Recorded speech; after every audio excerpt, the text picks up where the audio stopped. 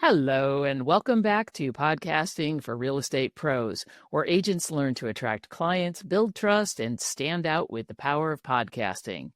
Let's dive in.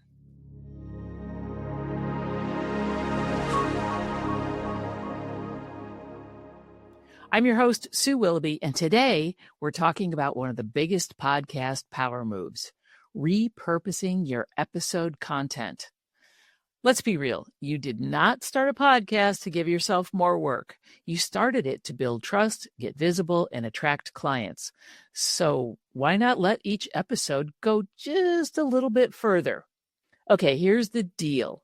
You don't need to constantly create more and more and more content.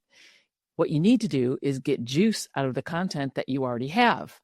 So, for example, one podcast episode can become multiple pieces of content. Yes, you heard me correctly. This is where your podcast becomes a content creation machine. Most agents will record a podcast, hit publish, and then that's it. But if you're serious about building authority and staying visible without burning out, repurposing is your secret weapon. This is how you show up in more places without creating from scratch every single time. One episode, multiple touch points. So let's break it down. Here's how the repurposing power play works. First of all, you've got social media posts. So you can take a killer quote or an idea and turn it into an Instagram caption.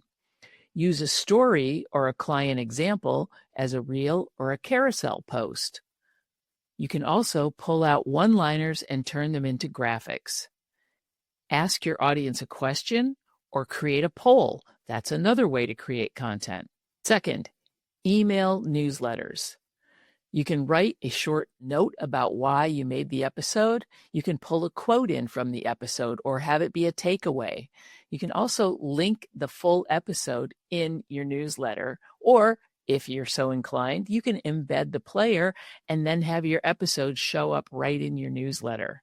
You've already done the work. Now let's turn it into a weekly touch point. Number 3, blog posts. These are easily recreated through your transcripts.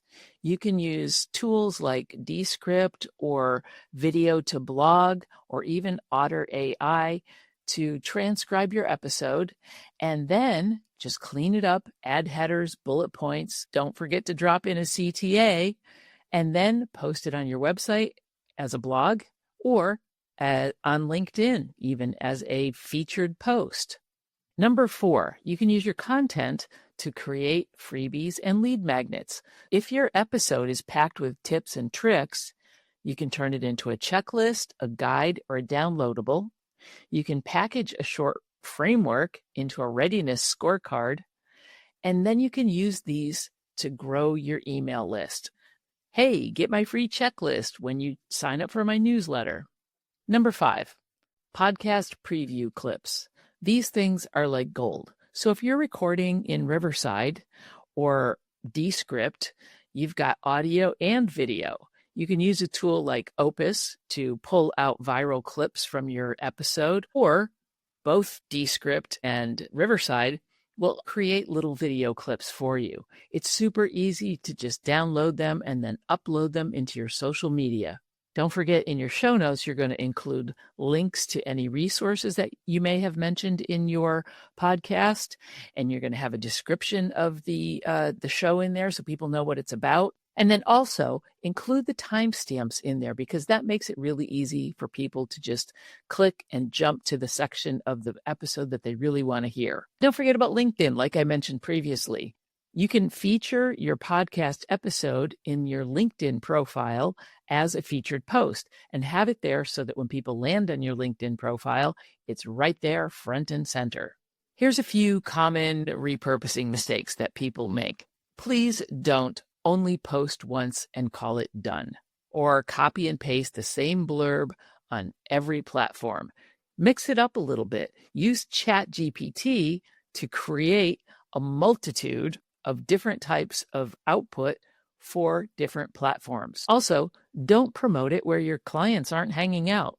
So if your clients aren't on TikTok, don't put your episodes up on TikTok, because that's not going to be helpful at all. Remember, you don't need to be on all the platforms and all the apps. Just pick the ones that feel right for you and the ones where your clients are going to be. So just to wrap things up here, your podcast isn't just a show, it's a strategy, and you can leverage it to your advantage. When you start repurposing content intentionally, you stay visible, you build trust, and you make your content work for you on repeat. So, before you plan your next episode, ask yourself, how can I stretch this one a little bit further? Coming up next, we're going to be talking about the Holy Grail, turning your listeners into new clients. You've already built the trust. Now let's talk conversion, without, of course, sounding salesy, cringy, or weird. Until then, don't create more. Just leverage what you already have. You're sitting on a big pile of gold, kind of like Scrooge McDuck. I'll see you next week.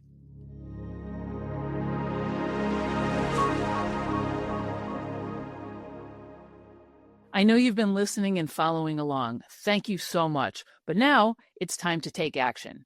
Inside my course, Podcasting for Real Estate Pros, I will walk you step by step from idea to launch. And as a loyal podcast listener, use the code LAUNCH for an exclusive discount and some bonuses at checkout. The course link is in the show notes below, so click it and let's get started.